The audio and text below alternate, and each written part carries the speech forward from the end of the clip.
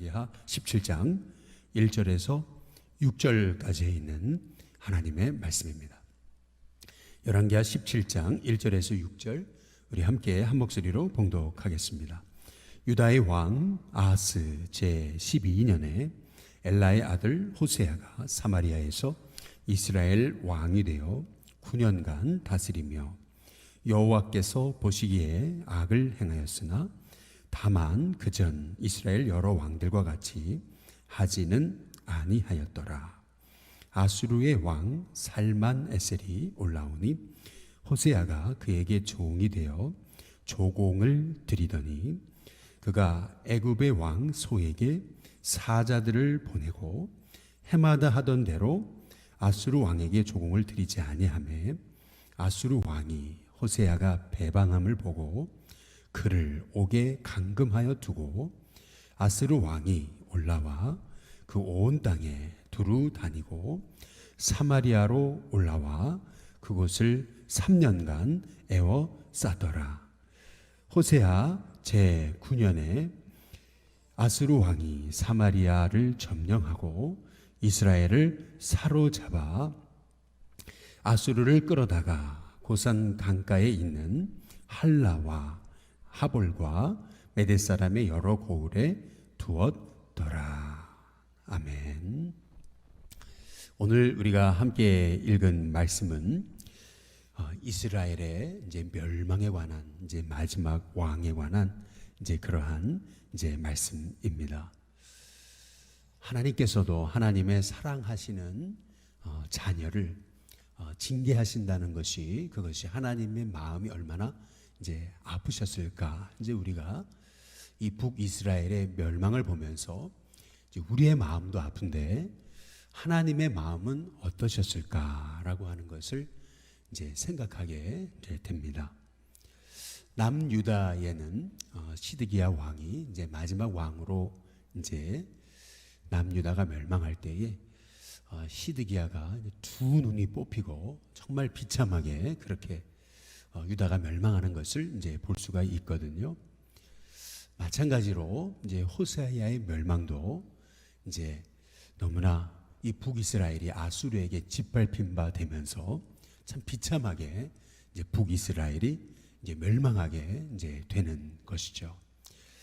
결국 그들이 멸망한 이유 그것을 우리가 말씀을 통해 살펴보면은 결국에는 한마디로 하나님의 음성을 이제 듣지 않았기 때문에 하나님의 음성이 들리지 않으니까 말씀이 들리지 않으니까 호세아가 이제 어리석은 이제 행동을 이제 하게 되는 것이었습니다. 호세아는 아수르의 힘입어서 왕이 됐습니다. 그래서 아수르의 후광에 의해서 이제 왕이 됐었는데 이제 그가 조금 이제 살만하니까 그러니까 이제 자기 꾀가 생기잖아요. 그래서 이제 애굽을 이제 의지를 하는 것이죠. 이것이 이제 사실 이제 문제입니다. 우리도 조금 이제 나아지면 괜찮아지면 하나님의 은혜를 이제 잊어버리는 거죠. 그래서 자꾸 내 뜻대로 내가 한 것이냐 우리가 착각하고 그 나의 힘을 의지하는 데서부터 이제 문제가 생기는 것입니다. 애굽은 우리를 도와줄 진정한 우리 인생의 바위가 되지 못하는 것이죠. 우리를 도우실 분은 오직 우리 하나님이신 것입니다. 우리가 진정 우리의 삶에 우리가 의지할 우리의 진정한 피난처는 오직 예수님이신 거죠. 이제 그럼에도 불구하고 우리는 자꾸 우리의 방법, 우리의 계산, 우리의 뜻대로 우리가 자꾸 어떤 그 문제를 그냥 당장 그렇게 모면하려고 하는 이제 그러한 경우를 이제 보게 이제 되는 것이죠. 호세아도 아수르의 힘입어서 이제 왕이 됐지만은 아수르에게 종으로서 조공을 바치는 것이 이제 그의 마음에 이제 지겹고 그리고 이제 거기에서 이제 인간의 힘으로 나도 이제 아수르에게 좀 한번 해볼 수 있다. 이제 이런 생각을 갖고 아수르에게 반역을 하죠. 그리고 애굽을 의지합니다. 애굽이 이 호세아의 인생을 책임져 주는 것이 아닌데 자꾸 그 애굽 바라보다가 이제 결국에는 아수르 왕이요 이 호세아를 사로잡고 그리고 사마리아를 이제 3년간 에워쌌다가 결국에는 이 북이스라엘을 이제 멸망을 시키는 것을 이제 볼 수가 있거든요. 근데 오늘 여기 말씀에 보시면은 6절에 한번 보시겠습니다. 6절에 보시면은 같이 한번 읽어보겠습니다. 함께 있습니다. 시작.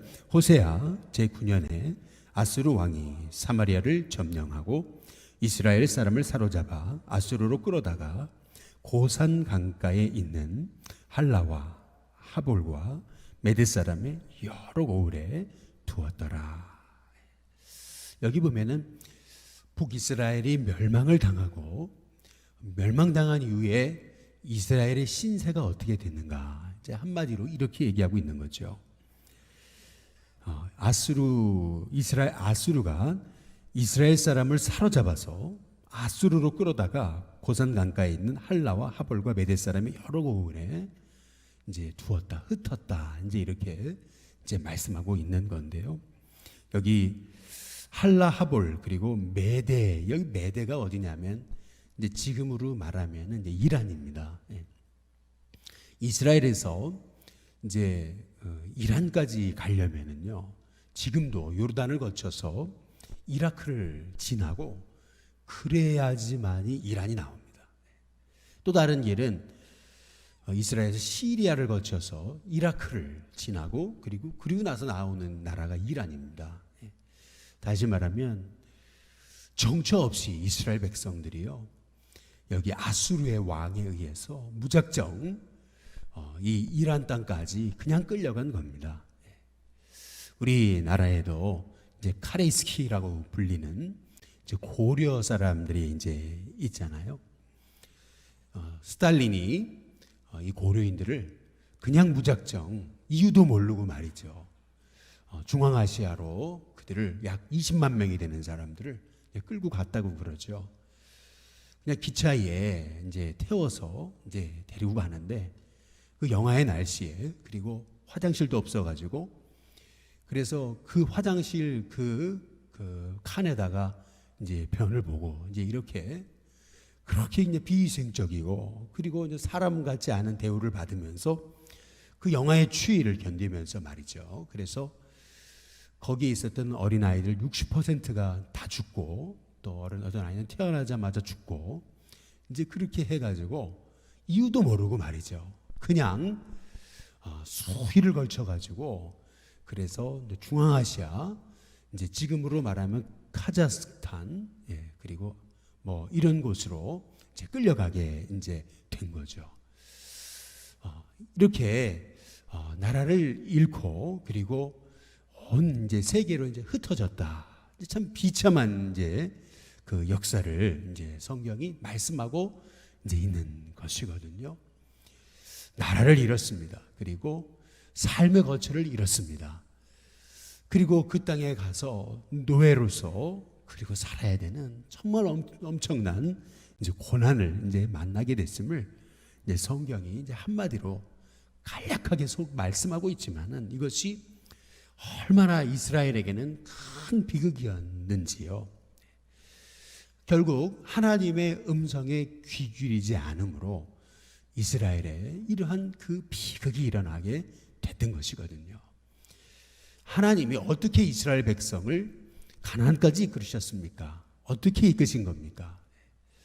하나님께서 모세를 통해서 출애굽을 시키시고 그리고 40년간 광야에서 그들을 연단시키신 다음에 여호수아를 통해서 이 가나안까지 오게 하셔서 가나안을 정복하게 하시고 지금까지 그 가나안에서 하나님이 약속하신 그 땅에서 하나님의 백성으로 하나님이 그들을 먹이시고 그들을 독수리에 이 두 날개처럼 그들을 안고 업어서 그들 여기까지 인도해 오신 건 아니겠습니까? 그런데 그럼에도 불구하고 이스라엘 백성을 말이죠. 그 땅에서 그 본토에서 쫓아내시고 온 땅에 흩어지게 하신 이유, 그게 어디 있느냐는 것이죠. 결국에는 하나님의 음성 듣지 않으니까, 말씀에 순종하지 않으니까, 하나님의 음성 귀 기르지 않으니까, 계속해서 불순종하니까. 여기 17장 여기 2절에 이제 보시면은요, 같이 한번 읽어보겠습니다. 같이 있습니다. 시작. 여호와께서 보시기에 악을 행하였으나 다만 그전 이스라엘 여러 왕들과 같이 하지는 아니하였더라.